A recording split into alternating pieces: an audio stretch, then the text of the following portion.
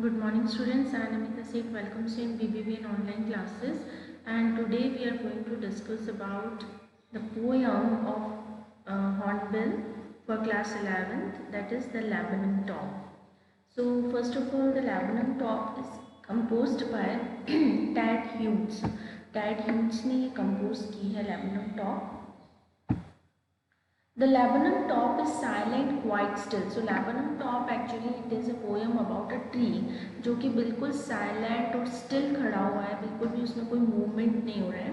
And you can see in the picture कि ये जो laburnum tree है वो येलो कलर के इसके बंच ऑफ फ्लावर्स होते हैं और मतलब बिल्कुल यहाँ पर अगर आप देखेंगे so the importance is given to yellow colour only, है ना. अगर हम आगे पोएम में पढ़ेंगे ना तो उसमें भी आप देखेंगे येलो कलर को ज़्यादा इंपॉर्टेंस दिया हुआ है. सो क्यों दिया हुआ है वो भी मैं बताऊंगी. So first of all the laburnum top is silent and quite still, यानी लैवेंडम टॉप बिल्कुल साइलेंट है और बिल्कुल स्टिल खड़ा हुआ है.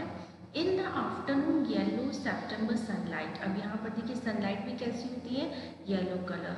And September it is the season of autumn, जब पत्ते क्या होते हैं, येलो हो जाते हैं, है ना. तो मतलब आफ्टरनून में भी क्या होती है, तेज सनलाइट होती है. And yellow September sunlight, a few leaves yellowing, और उसके कुछ लीव्स येलो हो रहे हैं. ऑल एट सीड्स फॉलन, और उसके काफ़ी सीड्स जो है वो नीचे गिर चुके हैं, फॉल कर चुके हैं. सो लैबनम टॉप बिल्कुल जो आराम से साइलेंट खड़ा है, बहुत स्टिल है. और यहाँ पर सितंबर का महीना है, तेज आफ्टरनून की सनलाइट उस पर गिर रही है और उसके जो लीव्स हैं वो भी येलो हो चुकी हैं और उसके फ्लावर्स तो येलो होते ही हैं और उसके सारे सीड्स नीचे गिर चुके हैं. ठीक है, यहाँ पर येलो को जो इम्पोर्टेंस देने का या सिग्निफिकेंस का मेन ये है कि yellow is the colour of strength. ठीक है, तो येलो को स्ट्रेंथ का कलर माना गया है, इसीलिए यहाँ पर येलो कलर को काफ़ी ज़्यादा इम्पोर्टेंस दी गई है. और जो पोइट है वो कुछ स्पेसिफिक कलर को इम्पोर्टेंस देते हुए अपनी जो पोएम है उसको ब्यूटिफाई करना चाहते हैं, इसलिए वो बार बार येलो ही हर चीज़ को सिग्निफाई कर रहे हैं. So because as the yellow is the colour of strength, जो सनलाइट है, सनलाइट क्या है, the sun is a yellow colour is the it symbolises strength, it symbolises power, है ना. सो दैट इज़ वाई इसने इसको येलो कलर दिया है. अब आप यहाँ देखिए कि first of all when you talk about poetic device, तो yellow top, laburnum top is silent. Silent actually क्या है, पर्सोनिफिकेशन माना गया है, जबकि ट्री साइलेंट रह सकता है क्या, ट्री बोलता कब है जो साइलेंट रहेगा, इसलिए पर्सोनिफिकेशन है, यानी हमने यहाँ मानवीकरण कर दिया है कि लैबनम top is silent.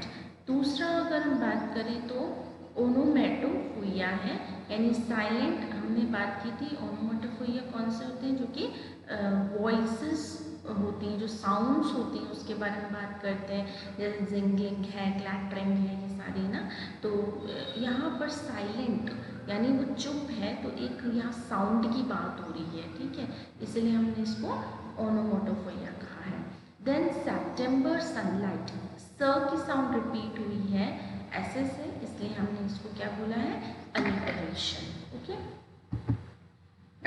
Till the goldfinch comes with a twitching chirp. अब यहाँ देख सकते हैं आप इस पिक्चर में गोल्डफिंच जो एक बर्ड है, that is also yellow in colour and it has a black type of patches on its body. ऐसा लगता है कि जैसे इसने ब्लैक कलर का कोई मास्क पहना हुआ है. ठीक है, सो गोल्डफिंच जब तक उस पेड़ के अंदर एंटर नहीं होती है, वो बर्ड जब तक एंटर नहीं होती है तब तक वो ट्री बिल्कुल साइलेंट होता है.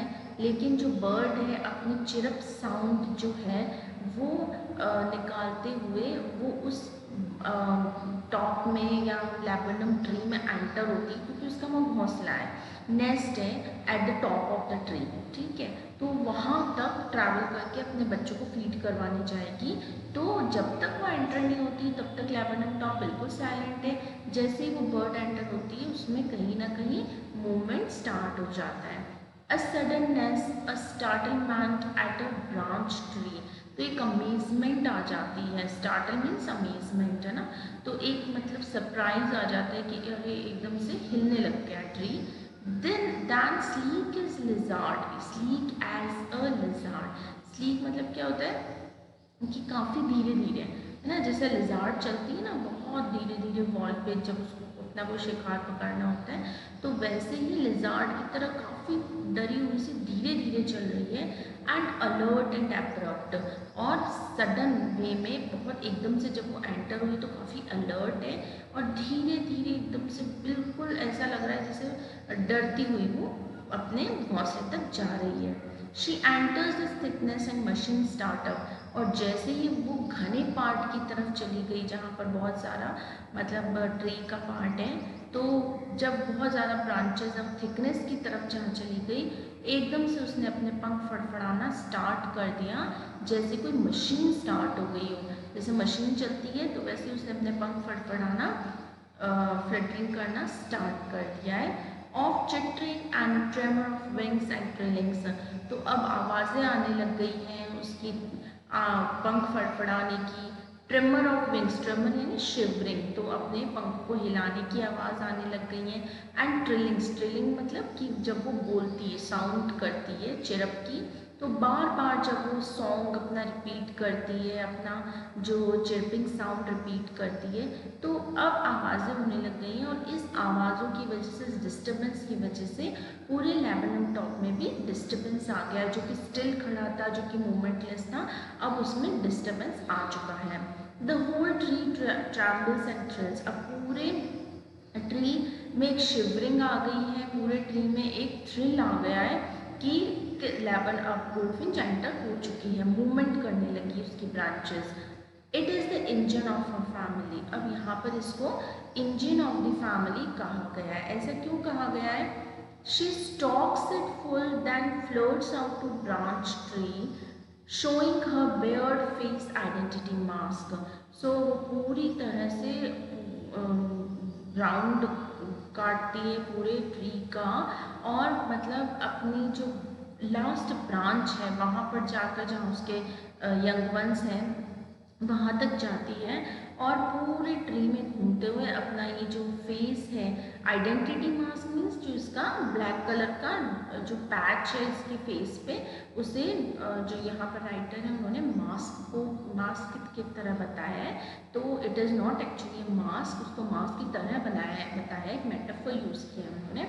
सो इंजन ऑफ द फैमिली इसलिए कहा है कि जिस तरह से एक मदर है वो, तो मदर क्या है, जिस तरह इंजन ट्रेन का क्या होता है, मेन पार्ट होता है, वो इंजन जो है ट्रेन को गाइड करता है, ऐसे ही वो मदर है और अपने यंग वंस की सारी रिस्पॉन्सिबिलिटी उनके ऊपर है। और जिस तरह इंजन ही मेन पार्ट होता है ट्रेन का, वो ही ट्रेन को आगे लेके जाता है, जिस डायरेक्शन में हो जाएगा ऑब्वियसली उस डायरेक्शन में ट्रेन जाएगी, बोगीज जाएंगी। तो वैसे ही जो मदर, ये गोल्डफिंच है, उसे इंजन बोला गया है कि वो इंजन है अपनी फैमिली की, मेन पार्ट, मेन हेड है, गाइडलाइन करती है। और दूसरी तरफ क्योंकि इंजन की तरह अपने पंख फड़फड़ा रही है, अपने विंग्स की आवाज़ कर रही है, चिरपिंग साउंड्स कर रही है, तो जैसे हम इंजन को चलाते हैं तो इंजन क्या होता है, आवाज़ करने लग जाता है ना, वैसे ये भी आवाज़ कर रही है, इसलिए इसे इंजन ऑफ अ फैमिली कहा गया है। So two causes are there. एक तो she is the main important part of her family, and the second thing is she created the voice-like engine. Okay. Then with every delicate whistle, chirrup whispering, she launches away towards the infinite. तो जैसे ही मतलब बिल्कुल whistle करते हुए बहुत धीरे धीरे और चिरपिंग करते हुए धीरे धीरे वो वापस से उस ट्री से चली गई, अपने यंग वंस को उसने दाना खिलाया, फीड करा, उसके बाद वो पूरे ट्री में घूमी और उसके बाद में वो चुपचाप वहाँ से ट्री से निकल गई और इनफाइनाइट में गायब हो गई। And the laburnum subsides to empty, और सबसाइड्स मीन्स क्या होता है, रिटर्न, और वापस से लैबनम ट्री जो है वो कैसे खड़ा हो गया है, बिल्कुल स्टिल खड़ा हो गया है। सो गोल्डफिंच के आने से उसमें मूवमेंट हुआ, गोल्डफिंच ने अपनी यंग वंस को खिलाया और उसके बाद में गोल्डफिंच जो है वो वापस उस लैबेनम ट्री को बिल्कुल अकेला छोड़ते हुए, खाली छोड़ते हुए, स्टिल मोशनलेस साइलेंट छोड़ते हुए वहाँ से निकल जाती है। ठीक है। सो इसमें भी हम देख लेते हैं कुछ सेकेंड पैराग्राफ में। पोइटिक डिवाइस है metaphor. Metaphor means a suddenness, a startlement and Baird mask and machine starts. तो ये सारे यहाँ के मेटाफर इसने यूज़ किए हैं। Then simile, sleek is a result, as आया है इसलिए सिमिली है। अलिट्रेशन, एस और टी साउंड रिपीट हुई है बार बार, जैसे शी स्ट्रोक्स, है ना। देन फिर टी साउंड कहाँ रिपीट हुई है, देखिए टी साउंड रिपीट हुई है। ट्रेमर, ट्रिलिंग, है ना, ट्री ट्रम्बल्स, थ्रिल्स। ठीक है, तो ये ट्री ट्रम्बल्स में टी साउंड रिपीट हुई है। ठीक है। एंड एसोनेंस है and alert and abrupt. So line number 3 में देखिए एंड अलर्ट एब्रप्ट, तो ये and abrupt. So A sound जो रिपीट हुई है, और एसोनेंस क्या होता है, जहाँ वॉवल साउंड रिपीट होती है, तो ए इज अ वॉवल, तो वॉवल साउंड रिपीट हुई इसलिए एसोनेंस कहा है। इसे हम अलिट्रेशन भी में ले सकते हैं, ऐसा कोई प्रॉब्लम नहीं है, लेकिन हमने इसको क्योंकि एसोनेंस कॉन्सोनेंस में अगर आप डिवाइड करना चाहते हैं तो फर्स्ट साउंड एक ही आएगी, इसलिए ये एसोनेंस है। अलिट्रेशन में बीच में भी साउंड्स रिपीट हो सकती है, लेकिन एसोनेंस में फर्स्ट साउंड ही रिपीट होती है। ठीक है। So this is the poem. अब actually when we are reading a poem it should have a very good moral, है ना। तो इसका मॉरल क्या है, इसका मॉरल ये है कि the poet he wants to convey the message कि जिस तरह हमारी जो लाइफ है वो भी क्या है, बहुत ज़्यादा स्मूथ चलती रहती है, लेकिन एकदम से ऐसी कोई चीज़ हो जाती है, चाहे कोई न्यूज़ या कोई ऐसा इंसिडेंस हमारी लाइफ में आ जाता है जो हमारी लाइफ को शिवर कर देता है, हिला देता है, उसमें मूवमेंट ला देता है, उसमें थोड़ा चेंज ला देता है। तो life is like a tree only, कि पहले हमारी ट्री की तरह बिल्कुल लाइफ स्मूथ चल रही होती है, साइलेंट होती है, अच्छी या कोई बुरी खबर ऐसी आ जाती है जिससे कि हमारी लाइफ में थोड़ा मूवमेंट होने लग जाता है, शिवरिंग होने लग जाती है, कुछ चेंज आ जाता है, डिस्टर्बेंस आ जाता है, और उसके बाद में वो डिस्टर्बेंस एक टाइम के बाद ख़त्म हो जाता है, फिर हमारी लाइफ वैसे ही चलने लग जाती है। ठीक है। सो हियर एक्चुअली लैबेनम टॉप जो है वो हमारी लाइफ से उन्होंने सिम्बलाइज करा है, और गोल्डफिंच को जो सफरिंग्स हैं उनसे उन्होंने सिम्बलाइज करा है कि किस तरह हमारे लाइफ में सफरिंग या हैप्पीनेस या एक हम कह सकते हैं चेंज आ जाता है, जिसकी वजह से हमारी लाइफ में क्या हो जाती है, मोशन आ जाता है, या हम कह सकते हैं कि मूवमेंट आ जाता है या चेंज आ जाता है। ठीक है।